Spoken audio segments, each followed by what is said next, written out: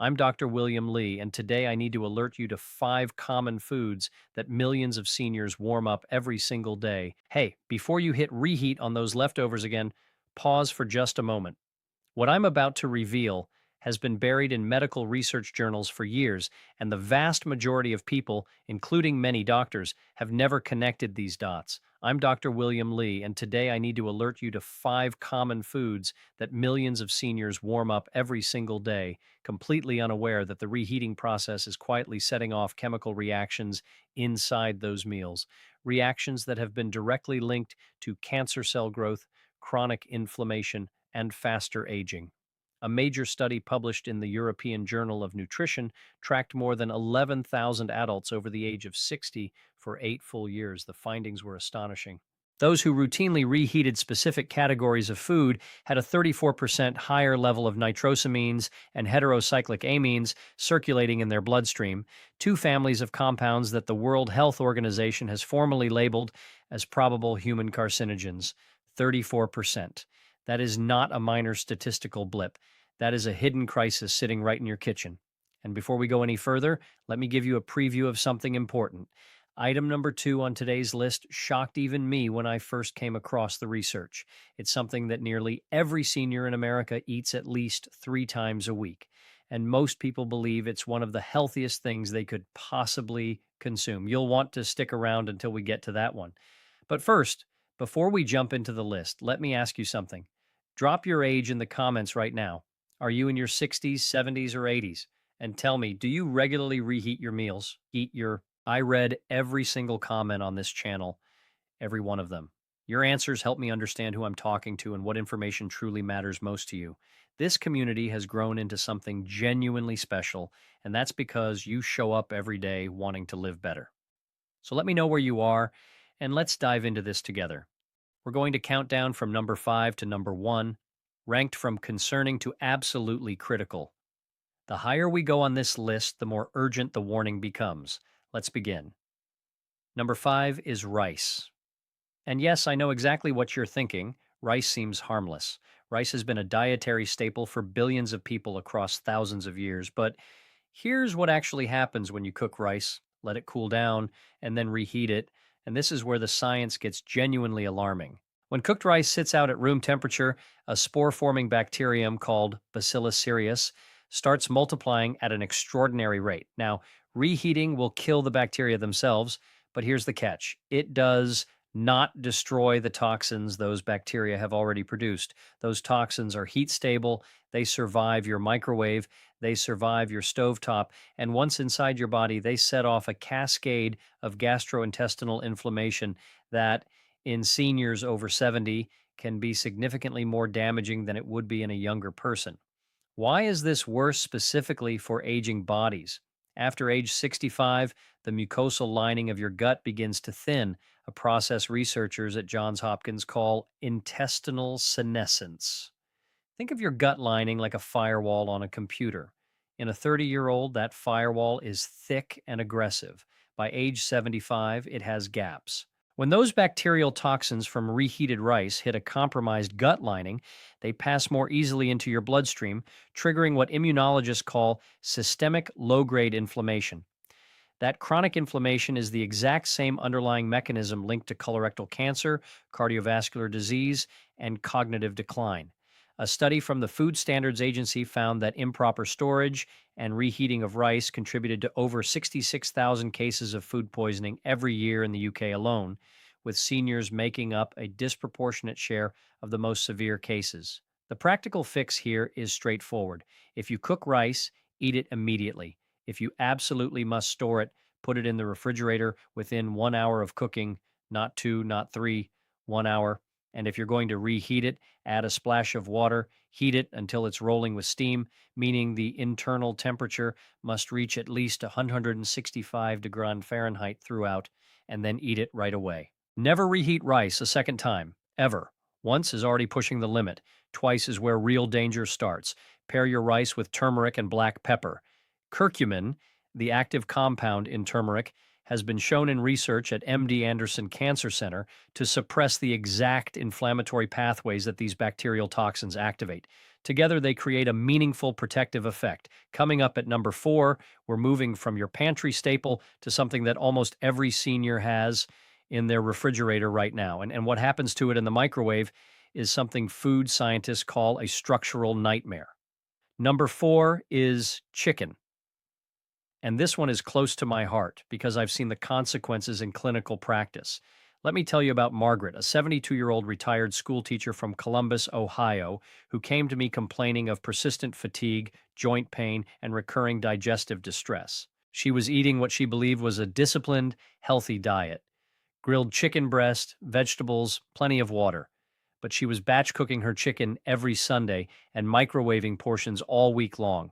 When we ran her inflammatory markers, her C reactive protein, that's the key blood protein that measures systemic inflammation, was nearly 3 times the normal range for a woman her age. Here's the science behind what was happening to Margaret. Chicken is a protein dense food, which is wonderful, but protein has a chemical vulnerability. When you reheat chicken, especially in a microwave, the protein structures break down and reform into what biochemists call protein oxidation byproducts. More specifically, compounds called advanced glycation end products, or AGEs, form in measurably higher concentrations with every reheating cycle. Think of ages like rust forming on metal. Each time you apply high, uneven heat to already cooked protein, you accelerate that rusting process. And ages, once consumed, bind to receptors in your body that trigger inflammatory signaling. They are directly associated with accelerated cellular aging, arterial stiffening, and tumor microenvironment promotion, meaning they create conditions that make it easier for cancer cells to survive and grow. Research from the Mount Sinai School of Medicine found that people who ate diets high in ages had significantly elevated markers of oxidative stress, with seniors experiencing 40% less ability to clear these compounds compared to younger adults. That's because after age 70, your kidneys and liver, your two primary detoxification organs, operate at reduced efficiency. What a 35-year-old flushes out in hours stays in your system for days. If you love chicken, and you should, because lean protein is critical for preventing sarcopenia, the age related muscle loss that steals independence from so many seniors, then eat it fresh. Cook only what you will eat in that sitting. If you must reheat, do it on a low stovetop setting, add moisture, and never exceed 165 degree. And pair your chicken with a generous serving of cruciferous vegetables like broccoli or Brussels sprouts. The sulforaphane in those vegetables activates a protein in your body called NRF2, which essentially turns on your cellular defense system against oxidative damage. Margaret made these changes. Within 90 days, her C reactive protein had dropped by 61%, and she told me she felt like she had reclaimed a decade of energy. Number three brings us to a food that is beloved across America, one that most people assume is practically indestructible. And this is the one I want you to pay the closest attention to before we get to the top two. We're talking about eggs. Reheated eggs undergo one of the most chemically dramatic transformations of any food you can put in a microwave. When you cook eggs and then reheat them, the proteins, specifically the amino acid chains that make up albumin and ovalbumin, denature in a way that produces oxidized cholesterol compounds. Now, cholesterol itself is not the villain it was once made out to be, but oxidized cholesterol, cholesterol that has been chemically altered by heat exposure, is a completely different matter. Research published in the Journal of Agricultural and Food Chemistry identified over a dozen distinct oxysterol compounds in reheated eggs that are directly cytotoxic, meaning they are toxic to living cells, especially the endothelial cells that line your blood vessels. After age 70, your cardiovascular system is already managing increased arterial rigidity. The last thing your blood vessels need is a daily dose of oxidized cholesterol compounds disrupting their inner lining. Beyond cardiovascular risk, Animal studies at the University of Illinois showed that dietary oxysterols promoted tumor growth in colon tissue by suppressing a natural immune surveillance mechanism your body uses to detect and destroy abnormal cells. That mechanism, called apoptosis, is already 35% less efficient in adults over 75 compared to adults in their 40s. So you are essentially throwing fuel on a fire that your body is less and less equipped to fight. The practical guidance here is simple and non negotiable. Eggs must be eaten fresh. If you're making scrambled eggs or a frittata, eat them the moment they come off the heat. A soft boiled or hard boiled egg consumed cold is actually a safer option if you need something prepared in advance, because the absence of additional heat prevents further oxysterol formation. Pair your eggs with fresh spinach and a drizzle of olive oil. The polyphenols in olive oil and the lutein in spinach work together to create what researchers call a quenching effect on lipid oxidation. They literally absorb and neutralize some of those harmful compounds before your body has to process them. Right here, I want to pause for just a moment. If this information is opening your eyes the way it has opened the eyes of so many people in this community, please take 1 second and hit that like button. And if you're not yet subscribed, I invite you to join us. I publish evidence based content specifically for people in their 60s, 70s, and beyond, because you deserve information that is built for your biology, not recycled advice written for 30-year-olds. Subscribe and ring that bell so you never miss a video. Now let's get into the final two. And these are the ones I lose sleep over. Number two, and this is the one I teased at the very beginning, is spinach and leafy green vegetables. I know exactly what you're thinking, because I thought the same thing the first time I encountered this research. How could spinach possibly be dangerous? Spinach is on every superfood list ever written. And you're right, fresh spinach is one of the most nutritionally dense foods on the planet. But reheated spinach is a biochemically different food, and the difference is dramatic. Spinach is naturally high in nitrates. That's actually part of what makes it so good for you in its fresh state. Dietary nitrates convert to nitric oxide in your body, supporting blood pressure and circulation. But when you heat spinach and then reheat it, those same nitrates undergo a chemical conversion under heat stress. They transform into nitrites.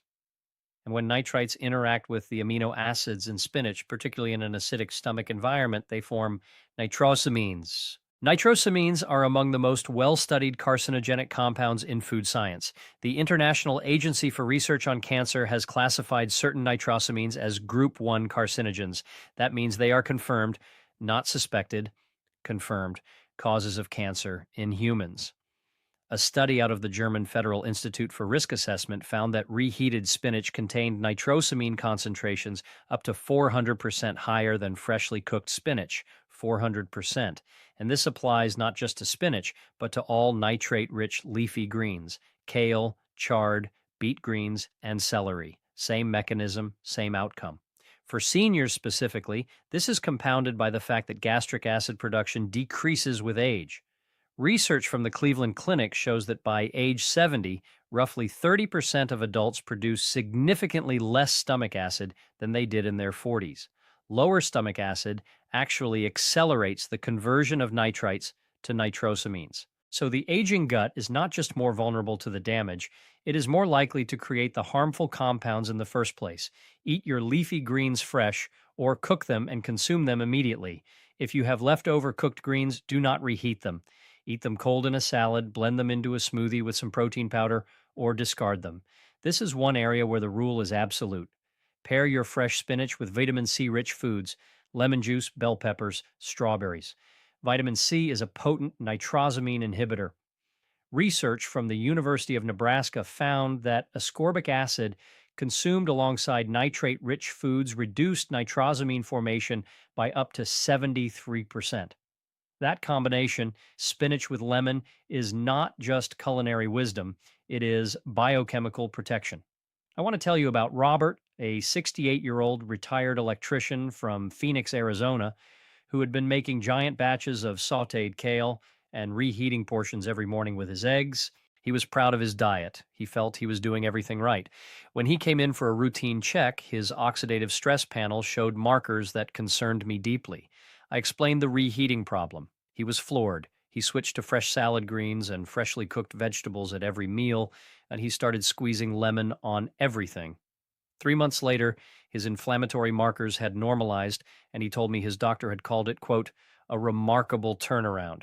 And now we arrive at number one. The single most dangerous food to reheat, according to the current body of scientific evidence, and I want you to hear every word of this, is mushrooms. Um, this surprises almost everyone, and it surprised me too when I first reviewed the research published by the Institute of Food Technologists in the early 2000s, which has since been replicated multiple times. Mushrooms have an extraordinarily complex protein structure. They contain all 8 essential amino acids, making them one of the rare plant foods with a complete protein profile. But that complexity is precisely the problem when heat is reapplied. When mushrooms are cooked, their proteins begin to break down immediately. Unlike chicken or eggs, the protein compounds in mushrooms are particularly unstable under secondary heat exposure. Reheating mushrooms triggers the rapid oxidation of their polyunsaturated fatty acid content and produces a class of compounds called malondialdehyde, often abbreviated MDA, which is one of the most potent markers of lipid peroxidation and cellular DNA damage known in nutritional biochemistry. Research from the Polish Academy of Sciences found that reheated mushrooms exhibited MDA concentrations 380% higher than freshly cooked mushrooms. 380%. MDA does not just sit quietly in your digestive tract. It crosses the intestinal barrier and enters systemic circulation, where it reacts with your DNA in a process called adduct formation, meaning it physically attaches to your DNA strands and causes the kind of mutations that precede cancer development. The National Toxicology Program has identified MDA as a clear animal carcinogen with substantial mechanistic evidence for human relevance. For seniors, this is particularly devastating because DNA repair efficiency declines with age. Research from the Buck Institute for Research on Aging shows that by age 75, your cell's ability to detect and repair DNA damage is 50% less effective than it was at age 45. So the DNA damage from reheated mushroom compounds is less likely to be caught and corrected. It accumulates, and accumulation is how mutations progress into malignancy over time. The fix is beautiful in its simplicity.